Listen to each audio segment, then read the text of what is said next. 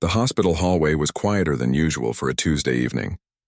Most of the day shift nurses had already clocked out, their tired footsteps echoing down the corridor as they made their way to the parking lot. Jennifer Hayes stood at the nurses' station, her shoulders aching from 12 straight hours of lifting patients, checking vitals and rushing between rooms. She glanced at the clock on the wall. 7:15. Her shift had officially ended 15 minutes ago. She should have been halfway home by now. Her daughter Lily was waiting for her at the neighbor's house. The 8-year-old had probably already finished her homework and was likely curled up on Mrs. Peterson's couch, watching cartoons and wondering when her mom would finally pick her up. Jennifer felt that familiar pang of guilt in her chest. This was the third time this week she'd been late, but as she gathered her things from her locker, she heard it. A rough, labored coughing sound coming from room 307. Jennifer paused, her coat halfway on. She knew that sound too well. Someone was struggling to breathe. The night shift nurse wasn't due for another 10 minutes. Jennifer stood there for a moment, torn between her exhaustion and her instinct to help. She thought about Lily waiting for her. She thought about the bills piling up on her kitchen counter. She thought about how desperately she needed to sit down and take off these shoes that had been pinching her feet for the last 6 hours. Then she heard the coughing again, more desperate this time. Jennifer dropped her bag back into the locker and hurried down the hallway. Her body protested with every step, but she ignored it. When she pushed open the door to room 307, she found an elderly man sitting up in bed, his face flushed red as he struggled to catch his breath. His oxygen mask had slipped down around his neck. Without hesitation, Jennifer rushed to his side. She gently repositioned the oxygen mask over his nose and mouth, adjusting the flow rate slightly. The man's panicked eyes met hers, and she offered him a calm, reassuring smile. "Try to relax and breathe slowly," she said softly, placing a steady hand on his shoulder. "You're okay. I'm right here." It took a few minutes, but gradually the man's breathing began to steady. The color in his face returned to normal, and his body relaxed back against the pillows. Jennifer checked his vital signs, noting his heart rate and oxygen levels. Everything was stabilizing. The man reached up with a trembling hand and touched her arm. His eyes were watery, whether from the coughing or emotion, Jennifer couldn't tell. He mouthed something behind the mask, but she couldn't quite make it out. She gave his hand a gentle squeeze. "Don't try to talk right now," she told him. "Just focus on breathing. I'm going to stay here with you until the night nurse arrives, okay?" The man nodded slowly, his eyes never leaving her face. There was something about his expression that Jennifer couldn't quite place. It wasn't just gratitude. It was something deeper, more complicated. But she brushed the thought aside and pulled up a chair beside his bed. She used the call button to page the front desk, letting them know she was staying with the patient in 307 until coverage arrived. Then she settled into the uncomfortable plastic chair and watched the monitor displaying his vital signs. The steady beep of the heart monitor was oddly soothing in the quiet room. Jennifer pulled out her phone and quickly texted Mrs. Peterson, apologizing for running late again and promising she'd be there within the hour. Her neighbor responded immediately with a kind message telling her not to worry, that Lily was fine and had already eaten dinner. As she tucked her phone back into her pocket, Jennifer finally took a moment to really look at the patient. He appeared to be in his mid to late 70s with silver hair and deep lines etched into his weathered face. His hands, resting on top of the thin hospital blanket, were spotted with age and bore the calluses of someone who had worked with his hands for many years. She realized she didn't know anything about this patient. Jennifer stood and walked over to the small desk where the patient charts were kept. She picked up the clipboard hanging at the foot of his bed, intending to quickly review his medical history and current treatment plan. It was standard procedure, something she should have done the moment she entered the room. The chart was fairly thick, indicating this wasn't his first stay at the hospital. Jennifer flipped to the front page where the basic patient information was recorded. Her eyes scanned over the usual details. Date of admission, room number, attending physician, then she saw the name, patient name Richard Hayes. Jennifer's breath caught in her throat.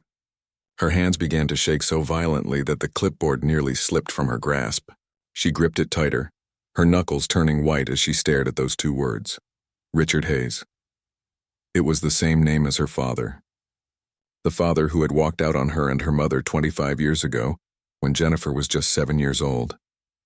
The father she hadn't seen or heard from since that cold morning when she'd woken up to find his closet empty, and her mother crying at the kitchen table. Jennifer's mind raced. It had to be a coincidence. Hayes wasn't an uncommon last name, and Richard was a fairly common first name too. There were probably hundreds, maybe thousands of men named Richard Hayes in this state alone, but her hands wouldn't stop shaking. She forced herself to look at the next line on the chart. Date of birth, April 16, 1949. Jennifer felt the room start to spin. That was her father's birthday. She remembered because it was just 2 days after her own birthday, April 14th. They used to have a joint celebration when she was little. Her mother would bake a cake and they'd put candles on it for both of them. The clipboard slipped from her fingers and clattered to the floor. The sound startled the man in the bed. He turned his head toward her, and for the first time Jennifer really looked at his face. She saw her own brown eyes staring back at her. She saw the same slope of the nose that she saw every morning in the mirror. She saw the shape of the chin that Lily had inherited from her. Oh my God, she whispered, it was him. After 25 years, the man lying in this hospital bed, the man she had just saved from a breathing crisis, was her father. Jennifer stumbled backward until her back hit the wall. Her heart was pounding so hard she could hear it in her ears. Every emotion she had buried for the past 2.5 decades came rushing to the surface all at once. Anger, hurt, confusion, betrayal. The man, her father, was watching her with wide eyes now. Even through the oxygen mask, she could see the recognition dawning on his face, too. His hand reached out toward her, trembling, and his eyes filled with tears. Jennifer couldn't move. She couldn't speak. She just stood there against the wall, staring at the stranger who was somehow also the person she had spent years trying to forget. The monitor continued its steady beeping. Outside in the hallway, she could hear the sound of the medication cart rolling past. Normal hospital sounds, but nothing about this moment felt normal. Her first instinct was to run, to turn around, walk out of this room and pretend she had never seen that name on the chart, to go home to Lily and continue living the life she had built without him. But her feet wouldn't move.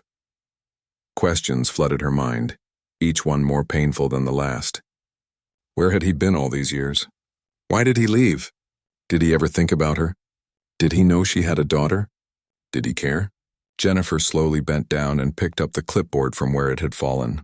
Her hands were still shaking as she held it, but she forced herself to keep reading. Emergency contact, none listed. Next of kin, none listed. He was alone. Completely alone. Part of her felt a bitter satisfaction at that fact.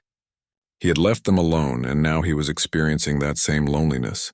But another part of her, the part that had just spent the last 10 minutes making sure he could breathe properly, felt something else entirely. She looked back at her father. He had closed his eyes, but tears were streaming down his weathered cheeks, disappearing into the oxygen mask. His chest was rising and falling in steady, controlled breaths, but she could see his whole body was tense. Jennifer glanced at the door. The night shift nurse still hadn't arrived. She was technically off duty. She could leave right now and no one would question it. Someone else would take care of Richard Hayes. Someone who didn't know him. Someone who wouldn't have to face all these complicated emotions. But even as she thought it, Jennifer knew she wouldn't leave. Not yet. Despite everything, despite the anger and the hurt and the 25 years of absence, she couldn't just walk away from a patient who needed help. Maybe it was her training as a nurse. Maybe it was something deeper. Or maybe it was simply that after all these years of wondering, she finally had the chance to get some answers. Jennifer took a deep breath and walked back to the chair beside the bed. She sat down, still holding the clipboard. The man, her father, opened his eyes and looked at her. Behind the oxygen mask, his lips moved, forming a single word. Jenny. It was her childhood nickname. A name she hadn't heard in 25 years. A name that belonged to that little 7-year-old girl who used to sit on her father's lap and listen to him read bedtime stories. Jennifer felt tears burning in her own eyes, but she blinked them back. She wasn't that little girl anymore. She was a grown woman, a mother, a nurse who had learned to be strong because she'd had no other choice. It's Jennifer now, she said quietly, her voice barely above a whisper. Her father nodded slowly, more tears spilling down his cheeks. The heart monitor beeped steadily between them, measuring a heart that was still beating, still fighting, despite whatever had brought him to this hospital bed, and Jennifer sat there torn between the past and the present, between anger and compassion, waiting for whatever would come next. The silence in room 307 was heavy, broken only by the rhythmic beeping of the heart monitor and the soft hiss of oxygen flowing through the mask. Jennifer sat rigidly in the plastic chair, her mind racing with 1,000 thoughts at once while her body remained frozen in place. Her father, Richard, was still watching her with those familiar brown eyes. Eyes that she had inherited. Eyes that she saw in her own daughter's face every single day. The coincidence of it all felt cruel. For 25 years she had imagined what she might say if she ever saw him again. She had rehearsed angry speeches in her head. She had pictured herself demanding answers, making him feel the pain he had caused. But now that he was actually here, right in front of her, Jennifer found herself completely speechless. A soft knock at the door made them both jump.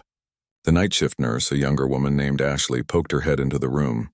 "Hey Jennifer, I just got here. Sorry I'm a few minutes late. Traffic was crazy." Ashley stepped fully into the room, holding a tablet. "You heading out?" Jennifer stood up quickly, grateful for the interruption. She handed over the clipboard with Richard's chart, careful to keep her voice steady. "Patient in 307 had some respiratory distress about 20 minutes ago. I adjusted his oxygen flow and he's stabilized now. Vitals are all normal. He just needs to be monitored through the night." Ashley scanned the chart and nodded. "Got it. Thanks for staying with him. You're a lifesaver, seriously." If only she knew, Jennifer thought bitterly. Jennifer gathered her things, avoiding looking directly at her father. She could feel his eyes following her every movement. As she reached the door, something made her pause. Against her better judgment, she turned back. "Make sure someone checks on him every hour," she told Ashley. His breathing was pretty labored earlier. Ashley gave her a warm smile. "Don't worry. I'll take good care of him. You go home and get some rest." "You've earned it." Jennifer nodded and left the room before she could change her mind. She walked down the hallway on autopilot, her legs carrying her toward the elevator even though her mind was still back in room 307. She jabbed the down button repeatedly, as if pushing it harder would make the elevator arrive faster. When the doors finally opened, she stepped inside and leaned against the cool metal wall. Only then did she allow herself to really process what had just happened. Her father, after all these years, sick and alone in a hospital bed. The elevator descended, and Jennifer felt like she was descending with it, sinking into memories she had tried so hard to bury. She remembered being 7 years old, waking up that morning to an eerily quiet house. She had padded down the hallway in her pajamas with the cartoon characters on them, expecting to smell her father's coffee and hear him humming while he made breakfast. But the kitchen was empty. Her mother was sitting at the table with red, puffy eyes, still wearing yesterday's clothes. "Where's Daddy?" Jennifer had asked. Her mother had tried to smile, but it looked all wrong. "He had to go away for a while, sweetheart. When is he coming back?" Her mother's face had crumpled then, and she had started crying again. "I don't know, baby. I don't know." The elevator doors opened on the ground floor, snapping Jennifer back to the present. She walked through the lobby, past the reception desk, and out into the parking lot. The cool evening air hit her face, and she realized she was crying. Jennifer sat in her car for a long time before starting the engine. Her hands gripped the steering wheel, and she stared at nothing, trying to process the storm of emotions raging inside her. Why was he here? Why now? Where had he been all these years? The questions multiplied in her mind, each one more painful than the last. She thought about her mother, who had worked 2 jobs to keep them afloat after Richard left, who had missed countless school events because she was always working, who had cried herself to sleep for months, thinking Jennifer couldn't hear her through the thin walls of their apartment. Her mother had passed away 3 years ago from cancer. She had died without ever getting closure, without ever knowing why the man she loved had abandoned their family. And now Jennifer was supposed to what? Forgive him? Pretend the last 25 years hadn't happened? Her phone buzzed. It was Mrs. Peterson asking if everything was okay. Jennifer quickly wiped her tears and texted back that she was on her way. Then she started the car and pulled out of the parking lot. The drive to Mrs. Peterson's house was a blur. Jennifer's mind kept replaying the moment she had seen his name on that chart, the moment she had looked into his eyes and recognized her own features staring back at her. When she arrived, Lily came running to the door, her backpack bouncing on her small shoulders. "Mommy." "You're here." Jennifer scooped her daughter up in a tight hug, burying her face in Lily's hair. She smelled like the strawberry shampoo they used in Mrs. Peterson's cooking. For a moment, Jennifer just held her, drawing strength from the warm, solid presence of her child. "Sorry I'm late again." "Baby," Jennifer whispered. "It's okay," Lily said cheerfully, pulling back to look at her mother's face. Her expression changed to concern. "Mommy, why are your eyes red? Were you crying?" Jennifer forced a smile. "Just tired, sweetie." It was a long day at work. Mrs. Peterson appeared in the doorway, her kind face creased with concern. "Jennifer, dear, are you all right? You look pale." "I'm fine, really. Just exhausted."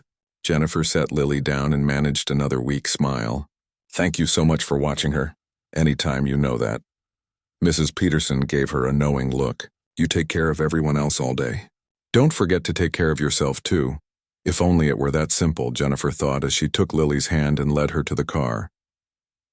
During the short drive home, Lily chattered about her day at school. Something about a science project and a new girl in her class and how her teacher had given her a gold star for helping another student. Jennifer made the appropriate responses, but she was only half listening.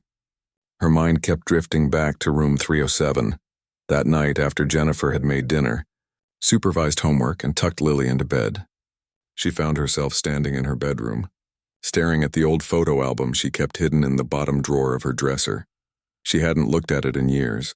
Her mother had given it to her before she died, a collection of photos from before Richard left. Jennifer had put it away, unable to bear looking at the happy family they used to be. But tonight she needed to see it. Jennifer sat on her bed and opened the album. The first page showed her as a baby, cradled in her father's arms. He was younger then, maybe 30, with dark hair and a wide smile. He looked so happy, so proud. She flipped through the pages slowly. Birthday parties, Christmas mornings, a trip to the beach where her father was helping her build a sandcastle. In every photo he was there, smiling, present, engaged. This wasn't the picture of a man planning to abandon his family. So what had happened? What had changed? Jennifer closed the album and set it aside. She knew she wouldn't be able to sleep tonight. Too many questions. Too many feelings she had locked away for so long now demanding to be acknowledged. She thought about going back to the hospital, marching into room 307 and demanding answers. But what right did she have to those answers? He was her patient now. She had a professional duty to maintain boundaries, except he wasn't just a patient. He was her father, and she was his daughter, and somehow, after 25 years of separation, fate had thrown them back together in the most unexpected way possible. Jennifer grabbed her laptop and logged into the hospital's system. She shouldn't be looking at his records. It was a violation of privacy protocols, but she couldn't help herself. She needed to know more. Richard Hayes, admitted 3 days ago with pneumonia and respiratory complications. Previous admissions showed a pattern of declining health over the past year. Multiple conditions. No family history recorded. No emergency contact, no one to call if something went wrong. No one to visit. No one who cared. Jennifer felt a complicated mix of emotions wash over her. Anger at him for leaving. Sadness that he was sick and alone. Guilt for feeling any sympathy at all. She scrolled through his medical notes. The doctors were optimistic about his recovery from the pneumonia, but there were concerns about his overall health. He was malnourished. His blood work showed signs of long-term neglect. The notes mentioned that he appeared to have been living in poor conditions. Where had he been living? How had he ended up like this? Jennifer closed her laptop. She walked to Lily's room and stood in the doorway, watching her daughter sleep peacefully. Lily had never known her grandfather, had never experienced the pain of having someone who was supposed to love you just disappear from your life. Jennifer had worked so hard to give Lily a stable, happy childhood, the kind of childhood Jennifer herself had lost the day her father walked out. She had promised herself she would never let Lily feel that kind of abandonment. And now what? Was she supposed to tell Lily that her grandfather was alive? That he was in the very hospital where Jennifer worked? How could she explain 25 years of absence? Jennifer returned to her own bedroom and lay down, staring at the ceiling. She knew she would have to go back tomorrow. She couldn't just ignore him, but she also couldn't forgive him. Not yet. Maybe not ever. The next morning came too quickly. Jennifer went through the motions of getting Lily ready for school, making breakfast, packing lunch. Her daughter was her usual cheerful self, completely unaware of the turmoil in her mother's mind. After dropping Lily off at school, Jennifer sat in the parking lot for a few minutes before heading to the hospital. She was dreading her shift, dreading the possibility of running into her father again, but also, if she was honest with herself, desperate for answers. When she arrived at work, Jennifer deliberately avoided the third floor where room 307 was located. She focused on her assigned patients, threw herself into her work with even more intensity than usual. Anything to avoid thinking about him. But during her lunch break, she found her feet carrying her toward the third floor. She told herself she was just checking on a patient, making sure he was being properly cared for. It was part of her job. Jennifer stood outside room 307 for a full minute before she worked up the courage to push open the door. Richard was awake, sitting up in bed. He looked better than he had yesterday. Some color had returned to his face, and he was no longer wearing the oxygen mask, though the tubes were still in his nose. When he saw her, his entire face transformed. Hope lit up his eyes, mixed with something that looked like fear. "Jenny," he said softly, his voice hoarse. "You came back." Jennifer stood in the doorway, her hand still on the door handle. Part of her wanted to run, but another part, stronger than she expected, made her step fully into the room and close the door behind her. "It's Jennifer," she said firmly, "and I have questions. A lot of questions, and you're going to answer every single one of them." Richard looked at his daughter, this woman he barely recognized but whose face still held traces of the little girl he remembered. He nodded slowly, his weathered hands gripping the hospital blanket. "I'll tell you everything," he said, his voice rough, "but you have to understand, Jennifer.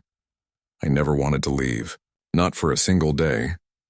Jennifer pulled the plastic chair closer to the bed but didn't sit down. She crossed her arms, her body rigid with tension. "Then why did you?" she demanded. "We needed you.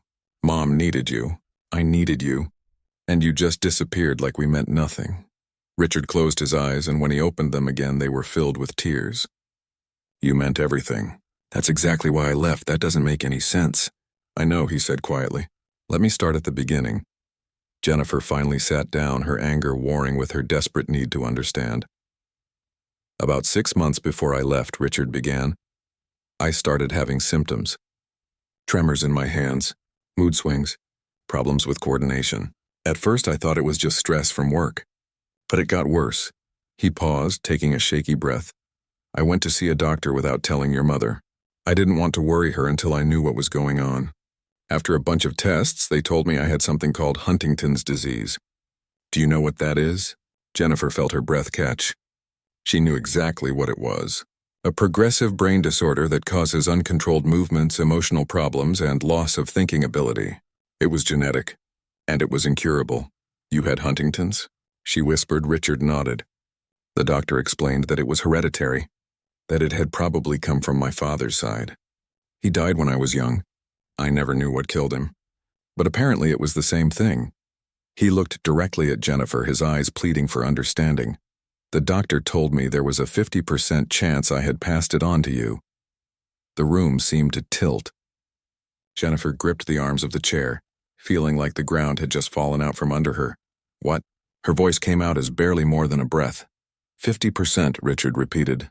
"Every day I looked at you, at your beautiful smile, and all I could think about was that I might have sentenced you to the same fate. That I might have given you this horrible disease." Jennifer's mind was spinning. All these years, she could have had a genetic time bomb inside her, and she never knew. "I researched everything I could about the disease," Richard continued. "I read about how it progresses, how people become completely dependent on others, how it destroys families financially and emotionally, how children have to watch their parents deteriorate into shells of themselves." He wiped his eyes with the back of his hand. "Your mother and I were barely getting by as it was. We had bills. We had a mortgage.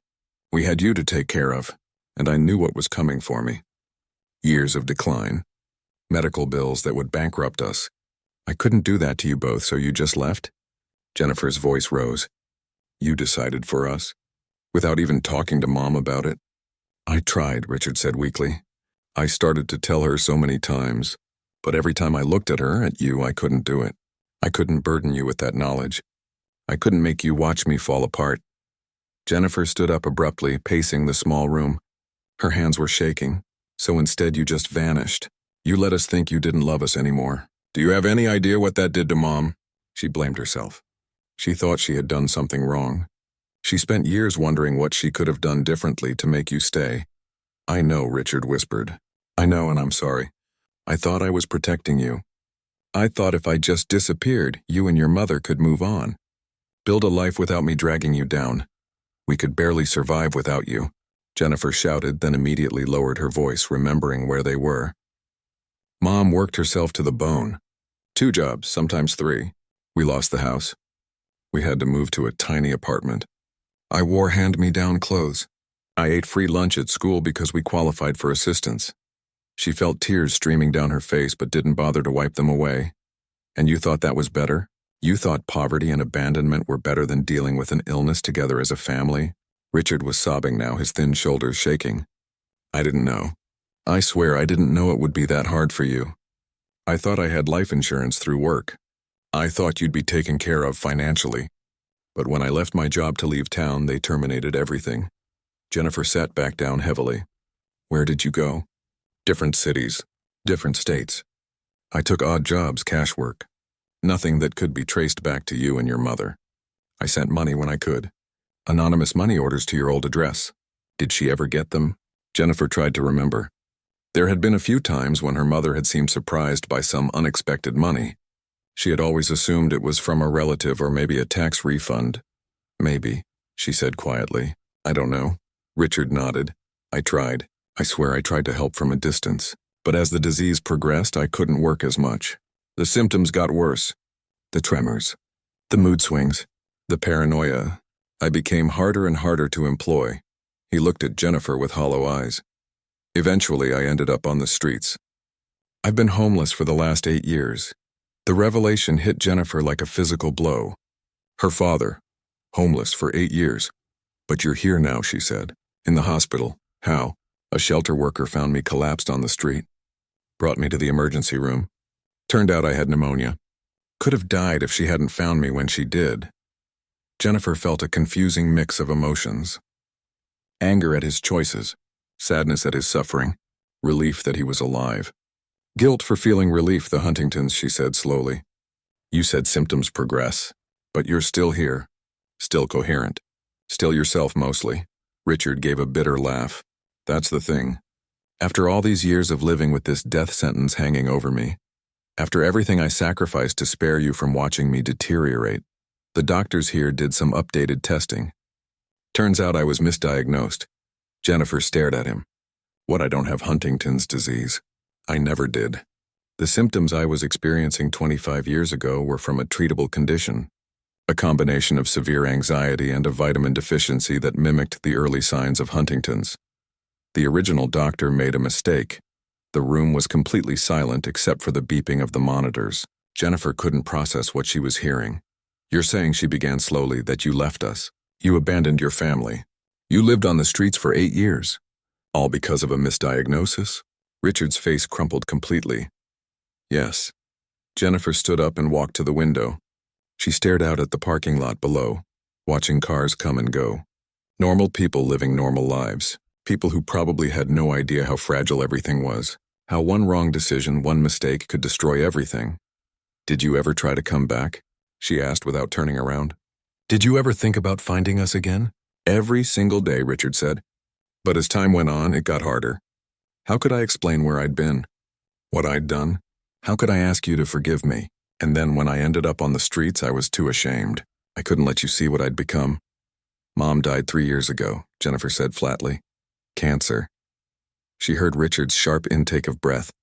Oh God, I'm so sorry. I didn't know. How could you have known? Jennifer turned to face him. You weren't there. You chose not to be there. She walked back to the chair and sat down, suddenly exhausted. I have a daughter now. Her name is Lily. She's 8 years old. The same age I was when you left. Richard's eyes lit up despite his tears. A granddaughter? Jennifer nodded. And before you ask, no, she doesn't know about you. How could I explain a grandfather who's been absent her entire life? She stood up again, needing to move, to do something with the energy coursing through her body. I became a nurse because of Mom. Because I watched her struggle to afford health care. Because I saw how the system failed people like us. I wanted to be on the other side of that. To help people who couldn't help themselves. Jennifer looked at her father with red, swollen eyes. And now here you are, my patient. The man who broke our family apart because he was trying to protect us from something that was never even real.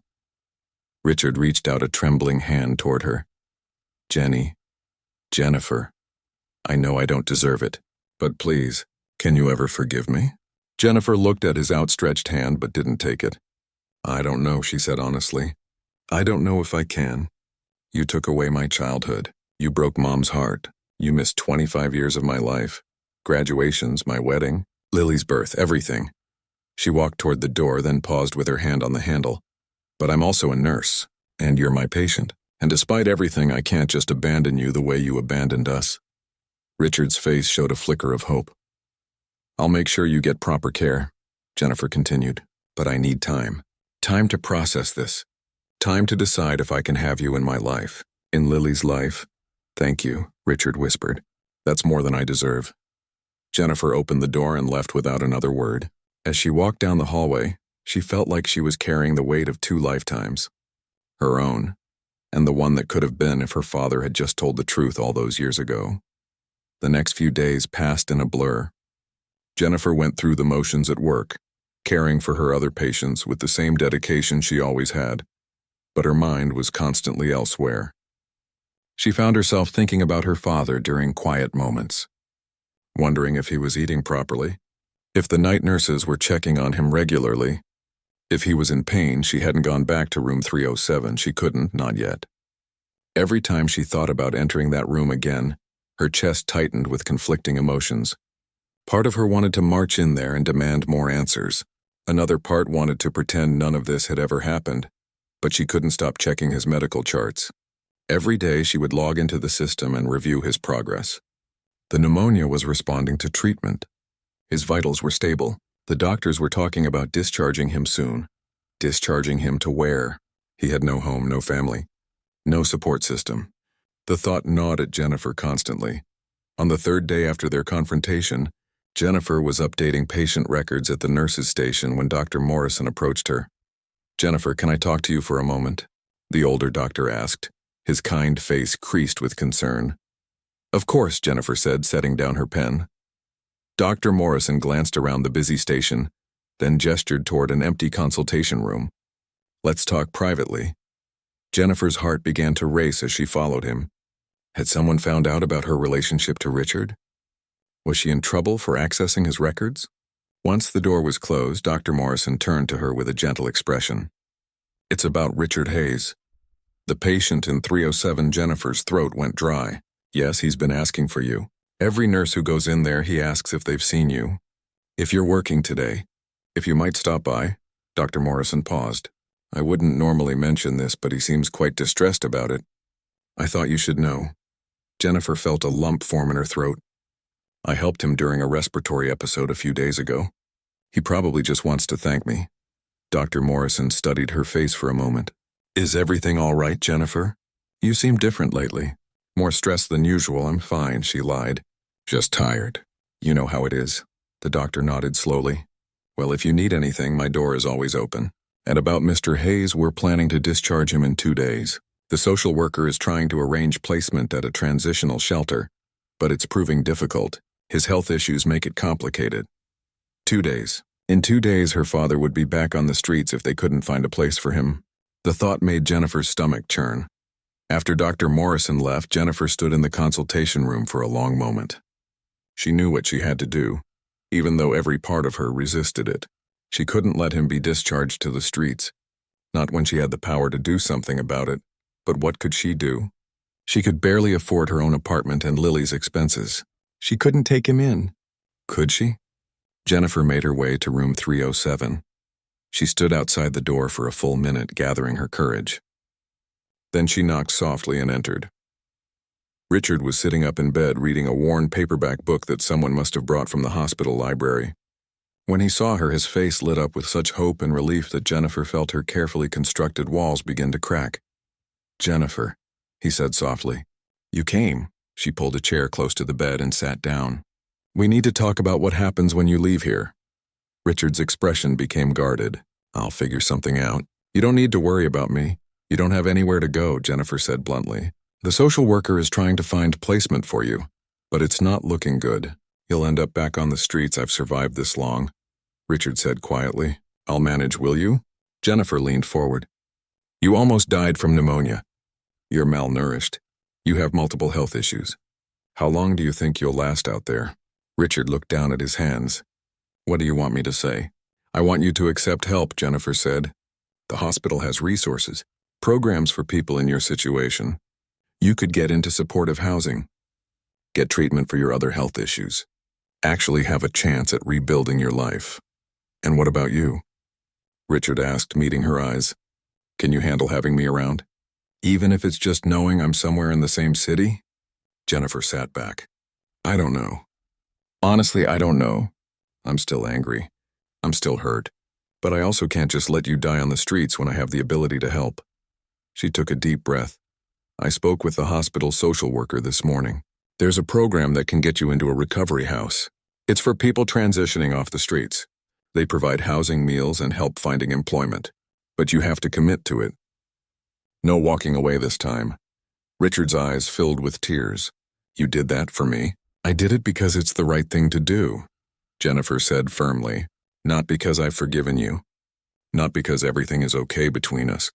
But because despite everything, you're still a human being who deserves a chance." She stood up to leave, but Richard reached out and gently caught her hand. "Can I meet her?" he asked softly. "Lily." "Not now, I understand. But maybe someday?" Jennifer looked down at their joined hands. Her father's hand was thin and weathered, marked by years of hardship. But it was warm, real. "Here, maybe," she said quietly. "But you need to understand something. If you're going to be in our lives in any capacity, you can't disappear again, no matter how hard things get, no matter how scared you are. No more running, I promise," Richard said, his voice breaking. "I swear to you, I will never leave again. I've learned that lesson the hardest way possible." Jennifer gently pulled her hand away. "Actions speak louder than promises. Show me you mean it." That evening, Jennifer sat at her kitchen table with a glass of wine and her laptop open. Lily was already in bed, exhausted from a birthday party she had attended that afternoon. The apartment was quiet except for the hum of the refrigerator and the distant sound of traffic outside. Jennifer pulled up the old photo album on her computer. She had scanned all the pictures years ago, unable to throw them away but also unable to look at them. Now she scrolled through them slowly, really seeing them for the first time in years. There was her 4th birthday. Her father holding her on his shoulders, both of them laughing at something off camera. A family trip to the zoo where he was pointing at the elephants, her tiny hand in his. Christmas morning, her father helping her assemble a bike he had saved up for months to buy. These were the memories she had tried to forget. The proof that he had once been a good father, a loving father, before everything fell apart. Jennifer heard a soft sound and looked up to find Lily standing in the doorway in her pajamas, rubbing her eyes. "Mommy, I can't sleep." Jennifer quickly closed the laptop and held out her arms. Lily climbed into her lap, even though she was getting almost too big for it. "What were you looking at?" Lily asked, settling against her mother's chest. "Old pictures," Jennifer said, stroking her daughter's hair. "From when I was little, can I see?" Jennifer hesitated, then opened the laptop again. She pulled up a picture of herself at Lily's age, sitting on her father's lap as he read her a story. "Who's that man?" Lily asked, pointing at Richard. Jennifer took a deep breath. "That's your grandfather." "My father." Lily sat up straight, her eyes wide. "I have a grandfather? I thought you said both your parents were gone." "I thought he was," Jennifer said carefully. "But it turns out he's been alive this whole time. He just wasn't in our lives. Why not?" "It's complicated, sweetheart. He made some mistakes, big ones. And he's been gone for a very long time." Lily studied the picture thoughtfully. "Is he nice?" Jennifer thought about it. "I think he tried to be. He just made bad choices. Can I meet him?" The question hung in the air. Jennifer looked down at her daughter's hopeful face and felt something shift inside her.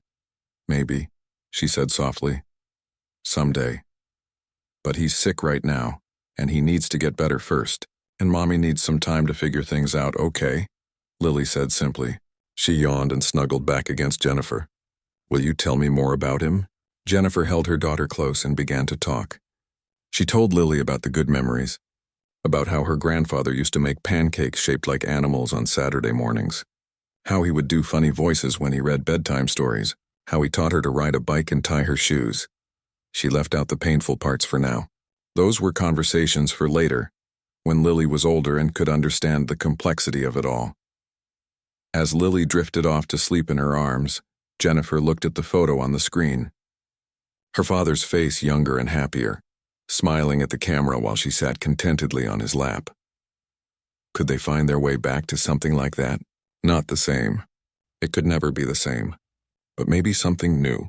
Something built on truth this time instead of fear and secrets. Jennifer carried Lily back to bed, tucked her in, and returned to the kitchen. She pulled out her phone and sent a text to the hospital social worker, confirming that she would help coordinate her father's placement in the recovery program. Then she sat back in her chair and allowed herself to feel the tiniest flicker of hope that maybe, just maybe, some broken things could be mended. 3 months had passed since Jennifer first discovered her father in room 307. 3 months that had changed everything and nothing all at once. Richard was now living in the recovery house, a modest 2-story building on the east side of town that housed 12 men in various stages of rebuilding their lives. He had his own small room with a bed, a dresser, and a window that looked out onto a community garden. It wasn't much, but after years on the streets, it was everything. Jennifer had visited him twice, short visits, awkward and strained, where they sat in the common area making careful conversation about safe topics. The weather, his health, how the food was at the recovery house. They danced around the elephant in the room, neither quite ready to dive deeper into the pain that still lingered between them. But Richard had kept his promise. He hadn't run. He attended the programs. He met with counselors. He took his medications. He showed up day after day, doing the hard work of putting his life back together. And slowly, carefully, Jennifer found herself softening. It was a Tuesday afternoon when Jennifer's phone rang. She was in the middle of changing an IV when she saw the call was from Richard's caseworker at the recovery house. Her heart immediately jumped into her throat. She excused herself and stepped into the hallway. Hello, Jennifer. This is Carol from New Horizons Recovery House. Don't worry, everything's fine. The woman's voice was warm and reassuring. I'm calling because your father has been asking if he could write you a letter. He wanted to make sure it would be okay with you before doing so. A letter. Jennifer's mind flashed back to what Richard had told her, about the unsent letters he had written over the years. Letters he had been too ashamed to send. Yes, Jennifer said quietly. Tell him that would be fine. The letter arrived 3 days later. Jennifer stared at the envelope on her kitchen counter for a full hour before she worked up the courage to open it. The handwriting was shaky but legible, written on lined paper that looked like it had come from a composition notebook. Dear Jennifer, it began. I have started this letter 100 times in the past 3 days. Each time I crumple it up and start over because nothing I write feels adequate. How do you summarize 25 years of regret in a few pages? How do you apologize for the unforgivable? But I promised no more running, so here I go. You asked me if I ever thought about coming back. The truth is, I thought about it every single day. In the early years, I would walk to the payphone with a pocket full of quarters, dial your mother's number, and then hang up before anyone answered. I was terrified. Terrified of what I would say. Terrified of the pain I had caused. Terrified that you and your mother had moved on and were better off without me. I wrote you hundreds of letters over the years. They're in a storage locker downtown, boxes and boxes of them. Letters about missing your first day of school. Your graduation, your wedding that I assume happened but wasn't there to see. Every major milestone, every holiday, every birthday. I wrote to you even though I never sent them. The counselor here says I was trying to maintain a connection to you in the only way I felt I deserved, which was from a distance. She says I punished myself by choosing isolation and suffering instead of reaching out and risking rejection. She's probably right. I know you're still angry. You have every right to be. I destroyed our family based on a misdiagnosis and my own fear. I was a coward. I ran from the hard things instead of facing them with the people who loved me. But I want you to know something. Even though I made the worst decision of my life when I left, there has never been a single day when I didn't love you, when I didn't think about you, when I didn't wonder if you were happy, if you were safe, if you knew how much you meant to me. I don't expect forgiveness. I don't expect a relationship.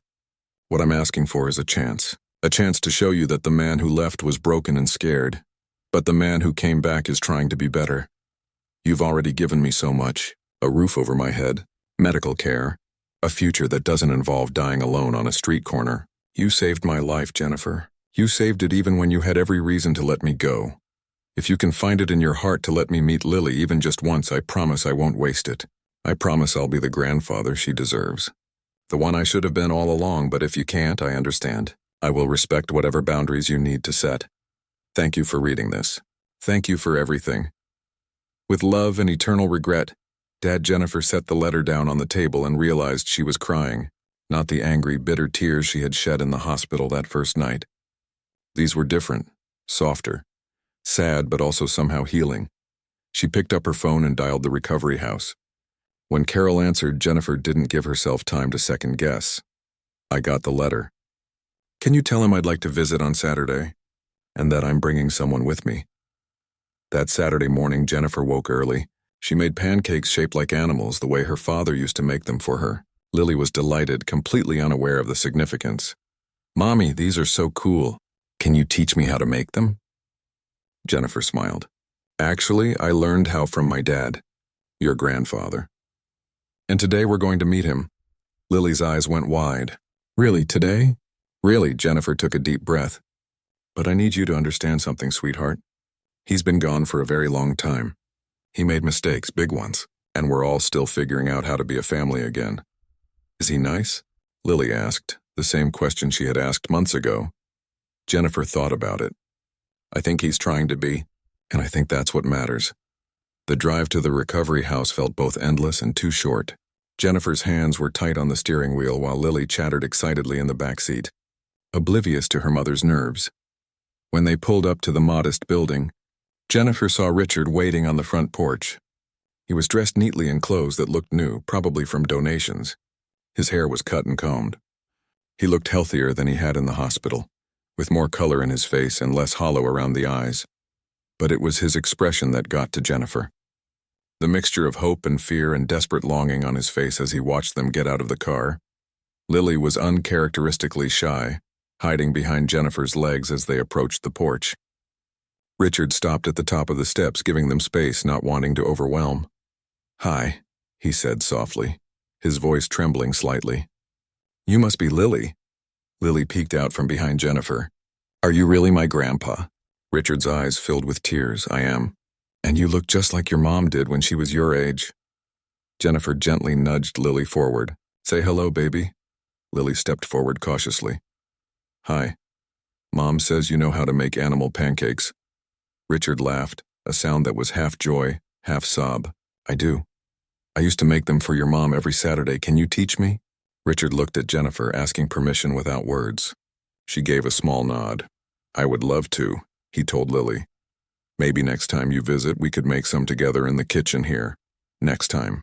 The words hung in the air, full of promise and possibility. They spent 2 hours together that day. Awkward at first, all three of them trying to navigate this strange new reality. But gradually things eased. Richard showed them the community garden where he had started volunteering.